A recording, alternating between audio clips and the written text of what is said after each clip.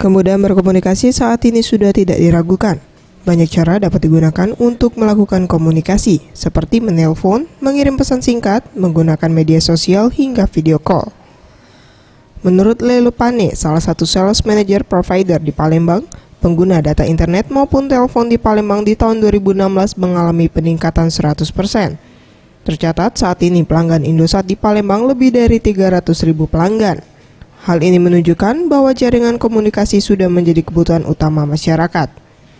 Ia menambahkan, para pelanggan lebih memanfaatkan paket internet dan telepon murah, dan pengguna paket tidak hanya dari kalangan remaja saja, namun pelanggan dari kalangan pebisnis, instansi, hingga keluarga juga memanfaatkan paket.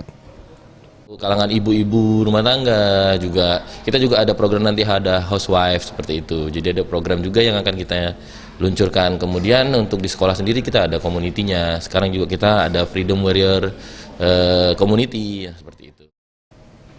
Dari segi pengguna, jaringan internet dibutuhkan untuk kehidupan sehari-hari. Salah satunya Eki dan Vian. Sebagai mahasiswa, dirinya sangat membutuhkan jaringan internet, khususnya untuk menunjang kegiatan kuliah, seperti memberikan kemudahan mahasiswa dalam mencari data dalam pelajaran.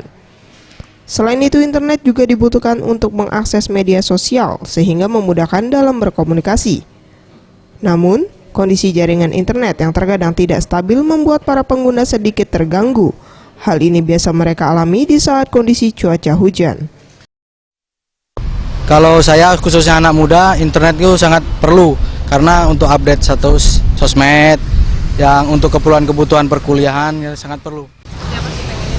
Mungkin untuk internet harus lebih stabil lagi. Mega Dwi Handayani, Anugerah Sandi Pratama, Sriwijaya TV.